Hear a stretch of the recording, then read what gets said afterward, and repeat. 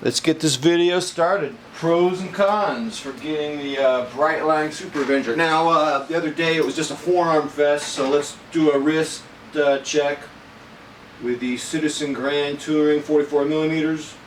One of you told me that this is not a dress watch. Okay, it's not, but it's dressier than my other watches, so it's all relative.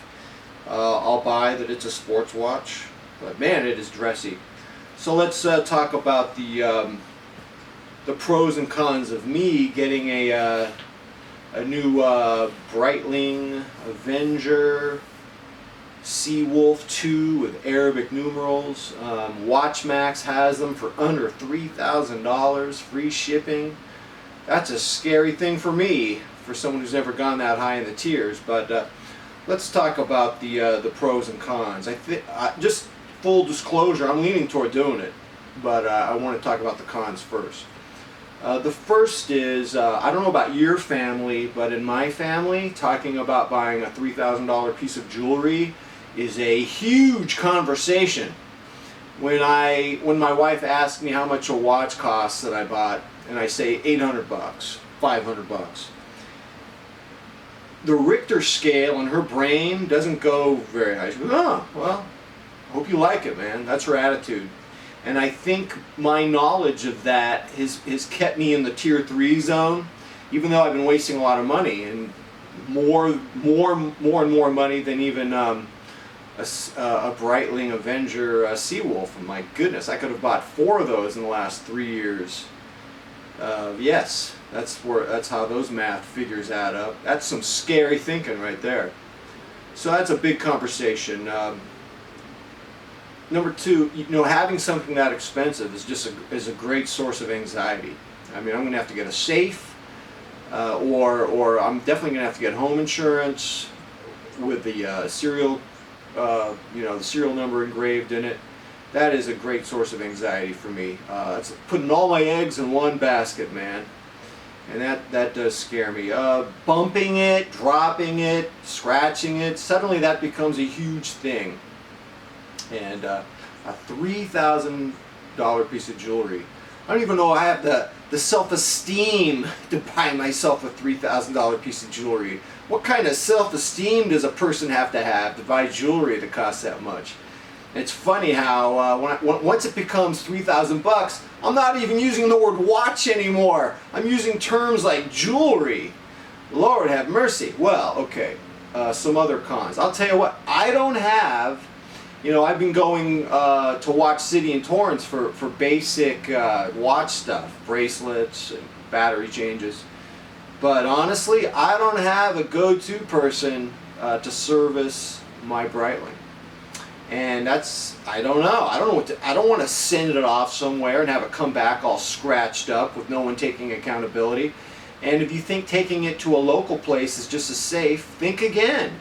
Sometimes they outsource it without telling you, and it comes back dinged. I've heard many stories like that.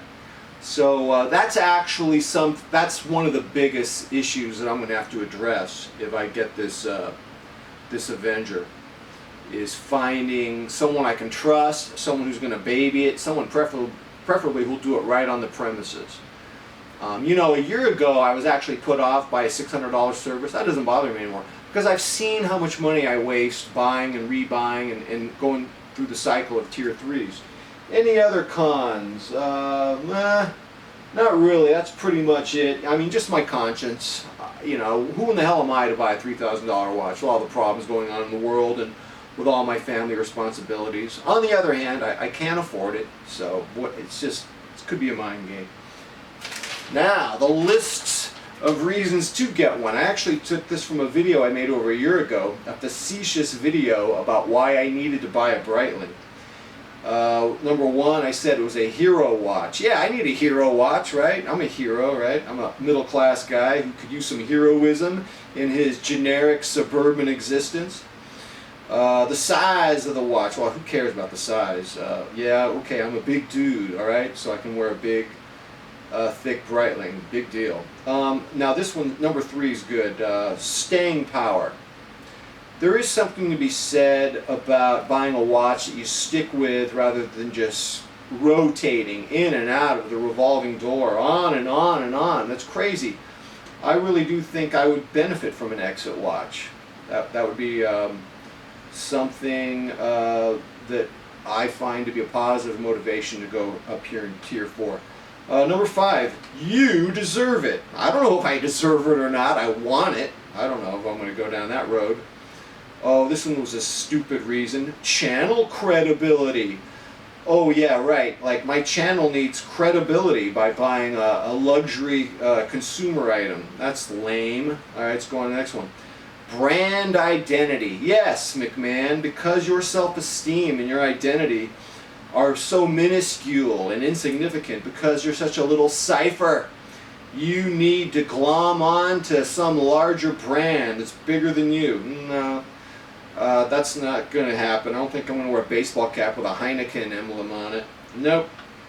Let's see. Number 8. You're too smart for Tier 3. Yes, I am way too smart for Tier 3. Actually, I'm too smart for Tier 7. I need a Tier 8.